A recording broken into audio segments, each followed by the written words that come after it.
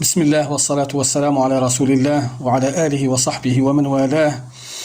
السلام عليكم ورحمة الله وبركاته ومرحبا بكم في هذا اللقاء المتجدد مع فقه الصيام. Bienvenue chers frères, chères sœurs à ce rendez-vous quotidien qui concerne le jeûne du mois de Ramadan. On a parlé hier de la définition du jeûne. On continue aujourd'hui avec les conditions nécessaires pour que le jeûne donc soit obligatoire pour le musulman. لا شك أن من شروط الصيام أن يكون العبد مسلما. Donc l'islam, c'est la première condition. Être musulman, c'est la première condition pour que le jeûne nous concerne, pour que l'obligation nous concerne. Ce qui veut dire que le non-musulman n'est pas concerné par cette obligation. Il n'est pas concerné directement par cette obligation. Le musulman, c'est celui qui a prononcé la parole de l'unicité, c'est celui qui dit La ilaha illallah Muhammadun Rasulullah. Ce qui veut dire que le non-musulman, celui qui n'a pas prononcé cette parole, n'est pas concerné par le jeûne, comme on a dit directement, mais il est concerné par cette parole. Donc, on lui parle d'abord de cette parole. المسلم الذي من يصوم هو المسلم البالغ. إذن الشرط الثاني البلوغ، والبلوغ له علامات معروفة معلومة، منها خروج المني بالنسبة للولد، وعن تحيض البنت، وهكذا في علامات معروفة. Donc la deuxième condition, c'est d'être pubère. La puberté, c'est un âge. On atteint la puberté à un certain âge à travers des signes. Un certain âge qui varie, qui n'est pas déterminé, mais c'est les signes qui le déterminent. Parmi ces signes les plus clairs, c'est le début de l'activité sexuelle, que ce soit chez les garçons, à travers l'éjaculation par exemple, d'être capable d'éjaculer, ou chez les filles,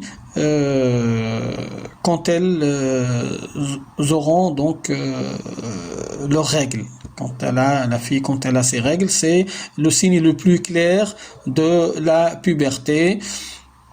On trouve d'autres signes comme le changement de la voix, le fait que des poils poussent dans des endroits bien déterminés du corps, etc. Donc la puberté, c'est la 12e condition pour que le jeûne soit obligatoire. Donc il s'agit de l'obligation, et là on va ouvrir une parenthèse qui nous intéresse tous, qui est très importante pour nous, surtout par rapport à nos enfants, par rapport aux familles qui ont des enfants, comment procéder avec nos enfants, comment les initier à cette adoration, à partir de quel âge. Et là, donc c'est clair, pour que le jeûne soit obligatoire pour nos enfants, pour ces jeunes, il faut qu'ils atteignent d'abord donc l'âge de la puberté. Mais avant cet âge, c'est un peu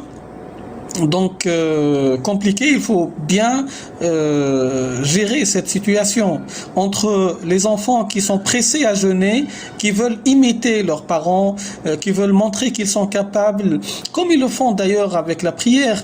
Ils vont imiter leurs parents, ils vont prier comme leurs parents, etc. Le jeûne, c'est la même chose.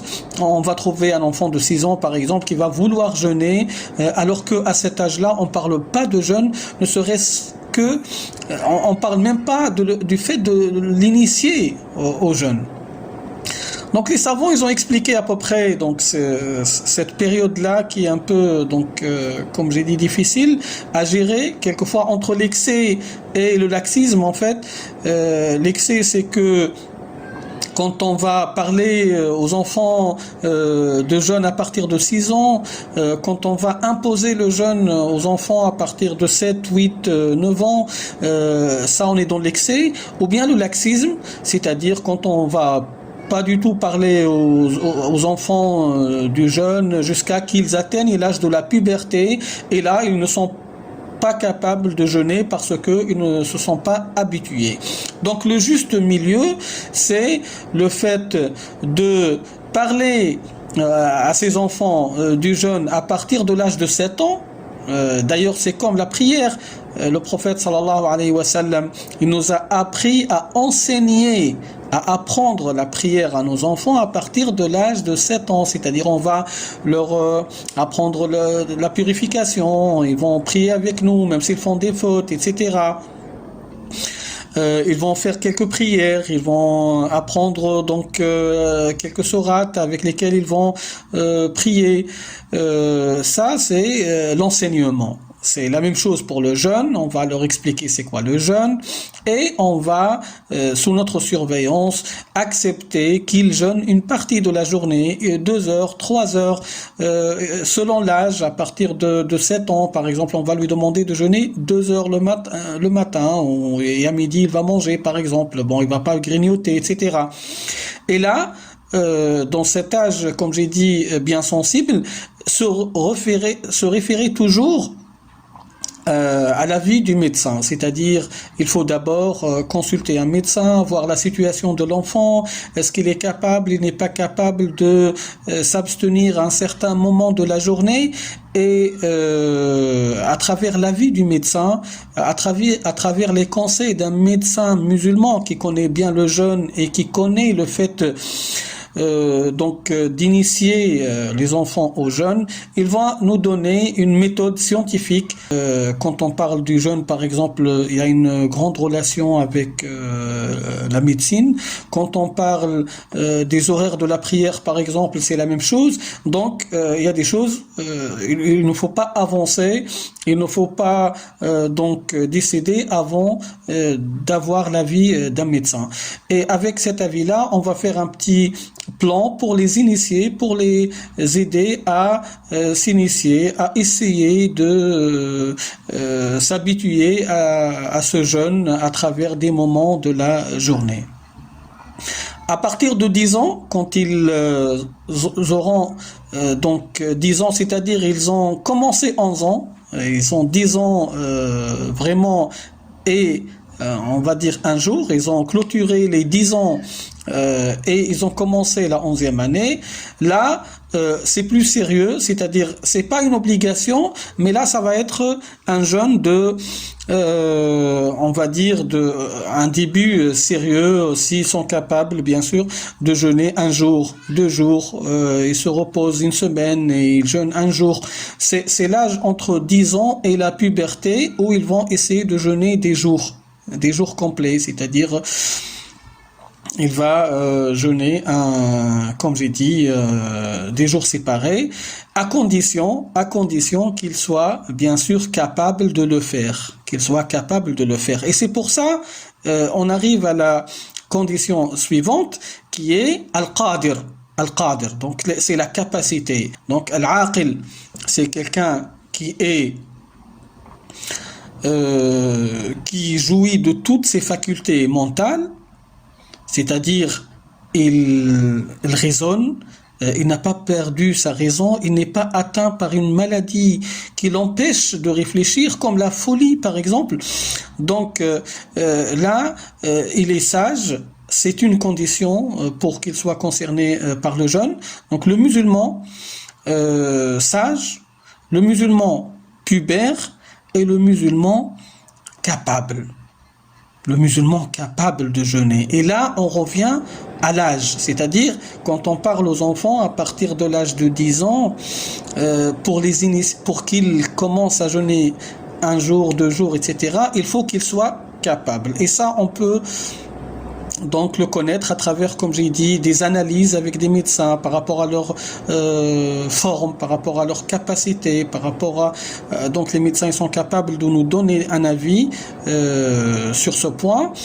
Et s'ils ne sont pas capables, si le médecin nous dit qu'il n'est pas capable, qu'il faut attendre l'âge de la puberté, il ne faut pas les forcer à jeûner jusqu'à qu'ils deviennent capables de le faire.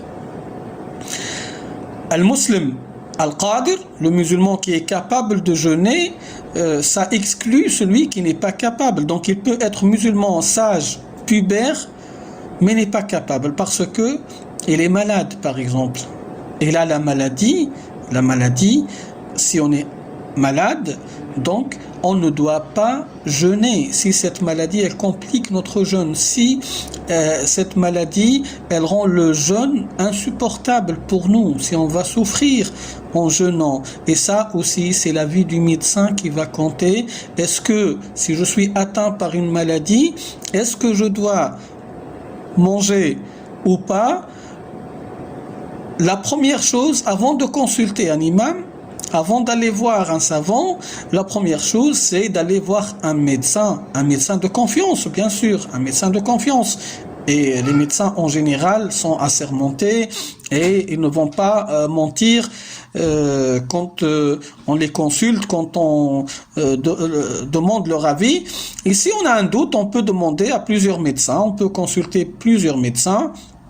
Et après, quand on appelle un imam, on lui expose l'avis du médecin, qu'est-ce qu'il lui a dit, et là on prend la décision avec l'imam. C'est vrai que c'est pas facile de manger pendant le mois de Ramadan parce qu'on est malade. On a toujours besoin d'être rassuré à travers donc un imam. C'est pas un problème, alhamdoulilah, au contraire, c'est une bonne chose, mais il faut d'abord, comme j'ai dit, consulter son médecin pour avoir une idée claire sur sa capacité, sur donc sa maladie, et après poser la question à l'imam qui va nous aider à trancher.